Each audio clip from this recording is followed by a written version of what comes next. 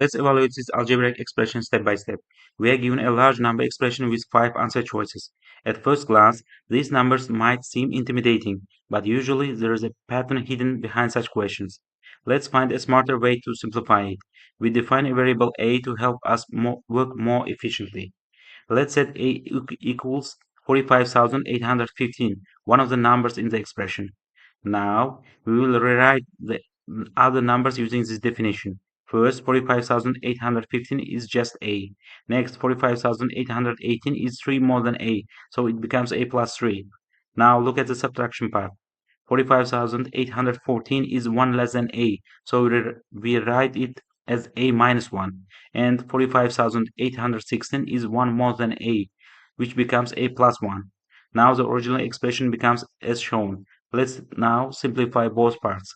The first part, a times a plus 3, is straightforward. A times a is a squared. A times 3 is 3a. So we get a squared plus 3a. Now, let's look at the second part. This is the product of conjugates. We can use the identity for difference of squares here. A minus b times a plus b equals a squared minus b squared. In our case, a minus 1 and a plus 1 multiplied to a squared minus 1. Since this term is being subtracted, we need to place parentheses around it. Now our expression becomes as shown. Distributing the minus sign gives us the following expression. The a squared and minus a squared cancel out. We are left with 3a plus 1.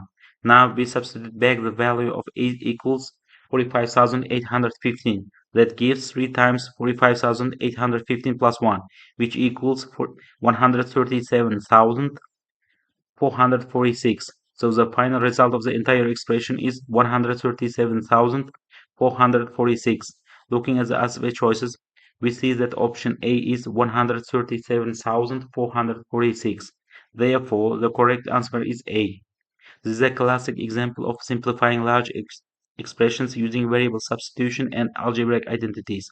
Rather than multiplying the large numbers directly, we used a structure and pattern to turn it into a quick and clean solution. Always look for symmetry or patterns in such problems. It can save time and reduce errors. Enjoy the video? Don't forget to like and hit subscribe and tap the bell so you never miss a visual explanation again.